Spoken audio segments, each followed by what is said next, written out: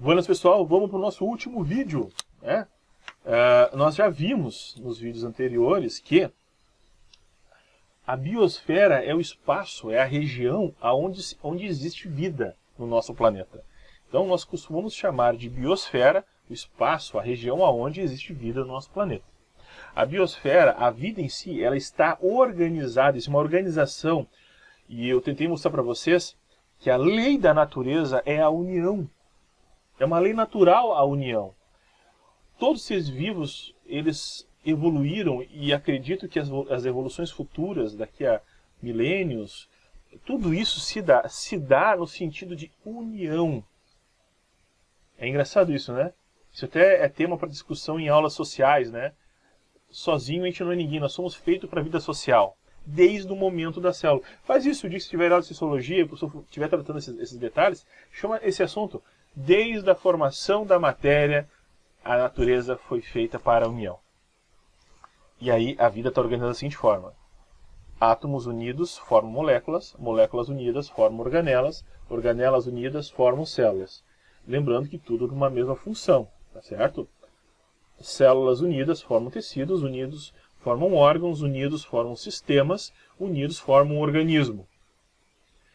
Dando continuidade. O organismo em si, pensando na vida pluricelular, tá certo, gente?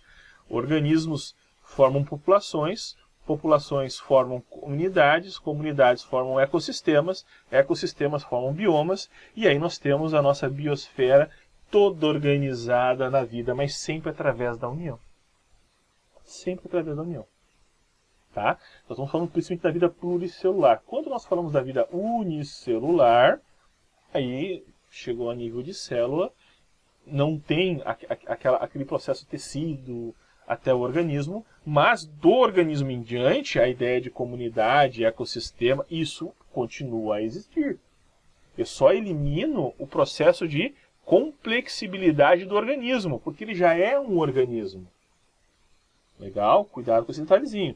Você vai fazer um concurso, um Enem, vai fazer alguma prova para um concurso público, cai alguma informação nesse sentido para vocês? Fica ligado nessa ideia, tá? Ok, falamos sobre isso, falamos dos elementos bióticos e abióticos, que são elementos que compõem o nosso meio ambiente, e esses elementos, eles interagem entre si, fazendo com que os organismos, os seres vivos, sejam o que são hoje, ou quem sabe, o que serão amanhã, devido a essas interações. Nós somos o fruto das interações. Nascemos para viver em grupo, nascemos para nos unir, e essa união, de certa forma, traz elementos positivos e negativos que, num processo evolutivo, criou esse mundo que nós vemos hoje. Então, a natureza, a criação, se deu pela união e pela interação. Vou dizer, é super legal para tratar em aula de sociologia e filosofia. Pela união e pela interação. E aí agora, quando se fala de vida, a origem da vida, existiram, né, duas grandes vertentes, né, que uma delas dizia que a origem, a vida, ela surge, o surgimento da vida. Quando eu falo origem da vida, eu não estou dizendo quando foi o primeiro ser vivo que surgiu. A aula na frente nós vamos tratar sobre a ideia de panspermia, evolução química e sobre a ideia, inclusive, criacionista, que são as três principais que se trabalha hoje em dia e que também os vestibulares, os concursos vão cobrar de vocês, tá? Mas nós estamos falando agora, nesse momento agora, estamos conversando aqui agora, a vida vem nascendo. A vida nasce da onde? Nós temos duas principais teorias. Que durante muito tempo a teoria abiogênica, no início era ela que era forte, era ela que tentava explicar isso, até que mais tarde ela caiu, ó, não é por aí, tá errado, e veio a teoria biogênica. A teoria biogênica, ó, de novo, aquele truque que eu já ensinei para vocês, duas palavras bem parecidas, uma delas tem A na frente, a outra não tem A na frente, né? Então, bio significa vida, gênica vem de gênese, de criação, certo? Criação da vida através da vida. Criação através da vida. E a biogênica, criação através de algo que não está vivo. Lembra que o A significa não. Não, bio é vida, vivo. Vivo. Gênico, gênese, criação. Bio, abio, não, vivo. Ok? Então, a teoria abiogênica, ela trazia a seguinte ideia para nós. Ela dizia, e existem outras teorias, tá, gente? Eu separou duas para conversar com vocês. Ela diz o seguinte: a vida se dá através de elementos, deixa eu tirar aqui, inanimados. Deixa eu ver aqui. Ó, aqui, as duas hipóteses principais da origem da vida. Tá? Então vamos lá. Isso aqui também é legal de copiar no caderno, né? Também foi chamado de geração espontânea. Seres vivos originam-se espontaneamente de matéria bruta. Exemplo. Os anfíbios, principalmente os sapos, por exemplo, eles nascem do lodo. É assim, tu tem lodo, o que vai acontecer?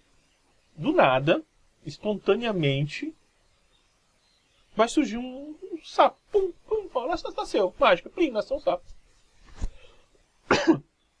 Eu sou ridículo, como é que do nada? Os ratos, eles surgem do grão de milho. Do grão de milho. Do grão de milho surge rato. Se tu tiver um grão de milho guardado em algum lugar, aquele grão de milho vai se transformar, vai gerar um rato. E assim vai. Né? Tem outras ideias. As moscas nascem da carne podre. Tem carne podre, se você não tiver carne podre, não vai nascer mosca. Mas se você tiver algum pedaço, algum lugar que tem uma carne putrificando, da carne podre nasce a mosca. Quer dizer, tudo ideias de geração espontânea. Lembra que a carne podre ela já morreu, ela não está viva mais, tá, gente? Por isso ele chama de matéria bruta. É ridículo isso? Olha só. Com a ciência que na época existia, eu sempre disse isso.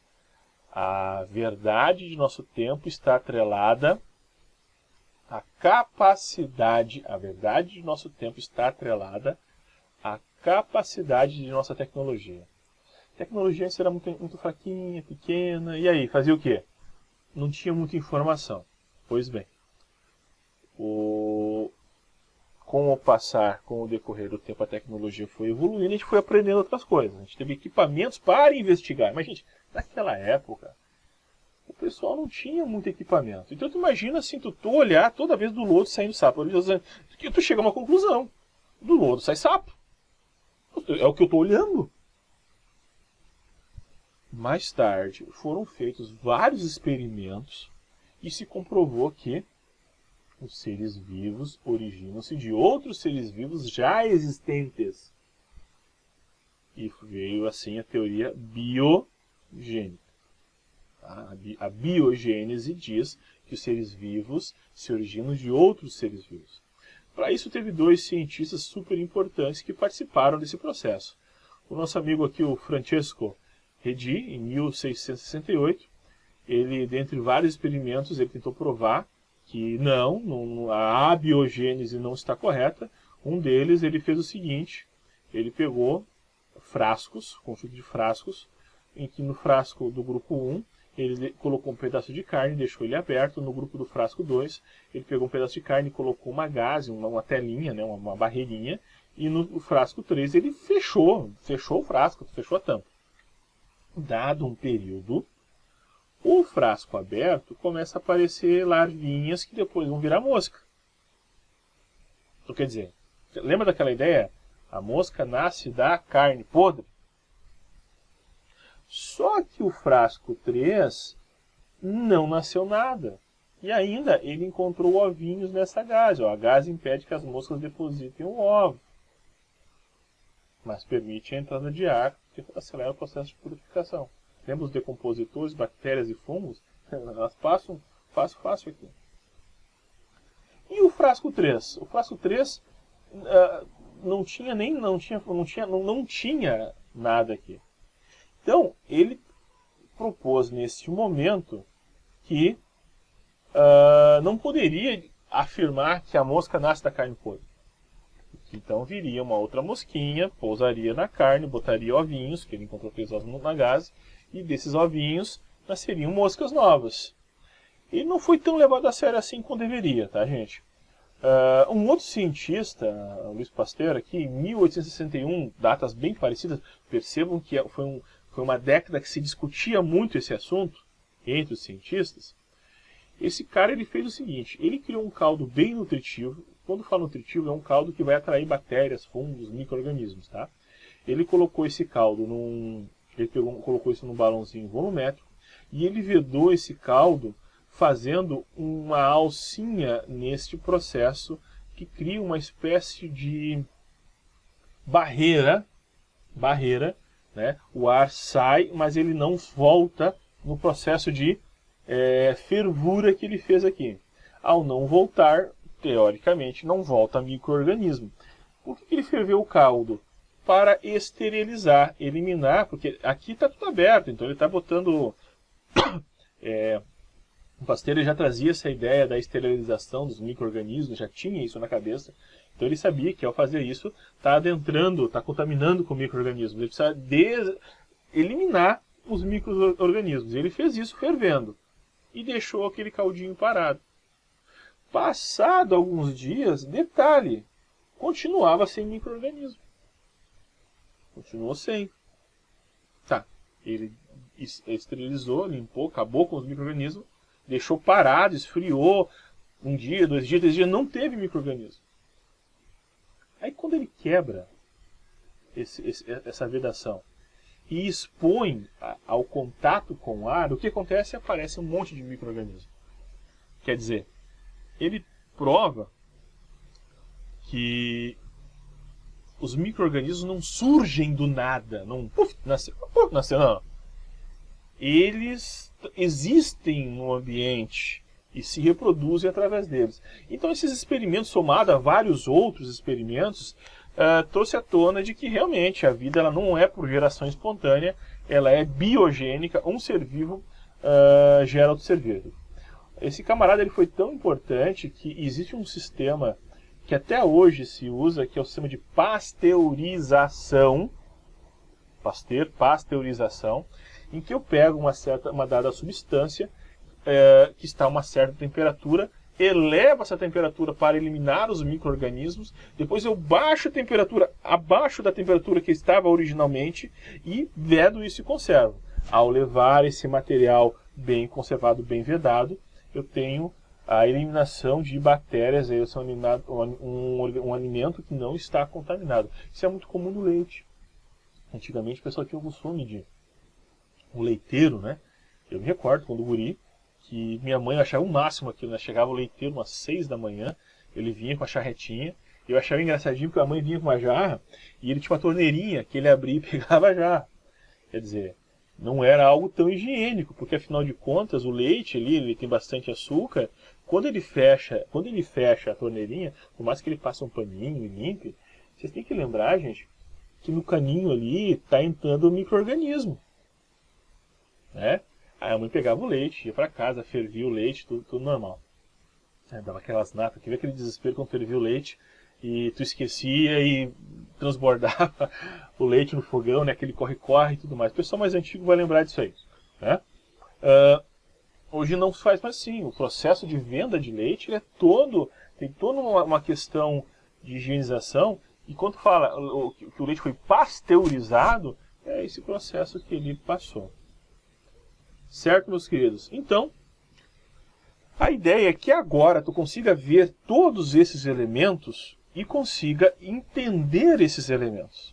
A ideia é que você perceba que, deixa eu pegar aqui minha ponteirinha laser, você entenda que a biosfera é a região do planeta aonde abriga a vida, que a vida nada mais é do que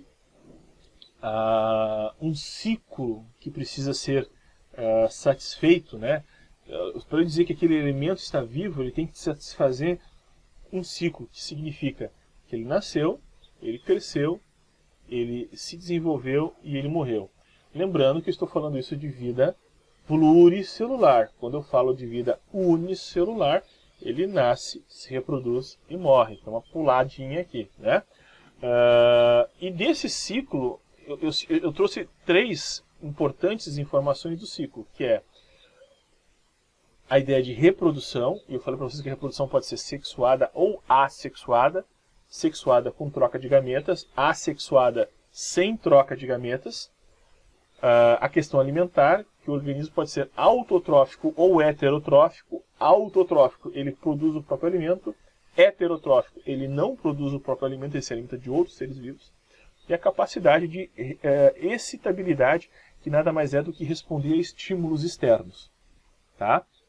Vimos que a vida se organiza da seguinte forma. Ela começa através de um átomo, que vai formando a matéria, vários átomos unidos com uma mesma função, formam molécula, moléculas unidas com a mesma função formam organelas, organelas unidas com a mesma função formam células. Aí quando nós falamos de célula, eu expliquei para vocês que eu tenho 2 tipos básicos de célula. A procarionte, que não tem carioteca, logo não tem núcleo. A eucarionte, que tem carioteca, logo tem núcleo. Né? E da eucarionte eu tenho 2 tipos, a animal e a vegetal. Além disso, continuando a organização dos seres vivos pluricelulares, várias células juntas vão formar um tecido, tecidos juntos formam órgãos, órgãos juntos formam sistemas, sistemas juntos formam um organismo. Esse organismo, na sua vida, também tem um sistema de organização por uma questão de agregar, de juntar-se, de se unir.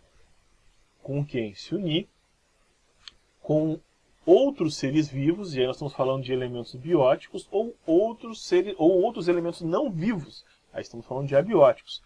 Porque organismos de uma mesma espécie formam população, populações de várias espécies formam comunidades. Quando essas comunidades interagem entre si e interagem com o meio externo que elas vivem, e aí estamos falando dos elementos abióticos, eu tenho os tais ecossistemas, e os ecossistemas eles vão formando os tais biomas, que são agrupamentos, espaços regionais com especificidades físicas que juntos vão formar a minha biosfera. Falamos aqui também sobre essa relação alimentar, autotrófico, heterotrófico, a cadeia alimentar, né? Produtor, consumidor primário, secundário, terciário, decompositor. Falamos sobre esse ciclo aqui, né? Conversamos sobre o que seria a teoria biogênica e abiogênica, a vida surgir do nada ou a vida surgir da vida, certo? Falamos que teve 2 cientistas que, dentre muitos que faziam muitos trabalhos, a soma desses 2 trabalhos foi muito importante para quebrar a teoria abiogênica e provar que a vida ela se origina a partir de outros seres vivos, e aí foi aceita a teoria biogênica. Então, meus queridos, o que eu quero agora? Eu quero que você seja capaz de olhar essas imagens, né, e na sua mente relembrar tudo aquilo que nós estamos, que o professor falou. Falamos muita coisa, mas é possível você olhar para isso aqui e relembrar tudo que falou. Fez isso, tem 5 perguntinhas para clicar. É perguntinha de múltipla escolha. É clicar no botãozinho e deu. Fechou a nossa aula. Ok, meus queridos? No mais, um abraço, tudo de bom, fique com Deus. Precisando, manda o zap pro professor. Valeu, tchau, tchau.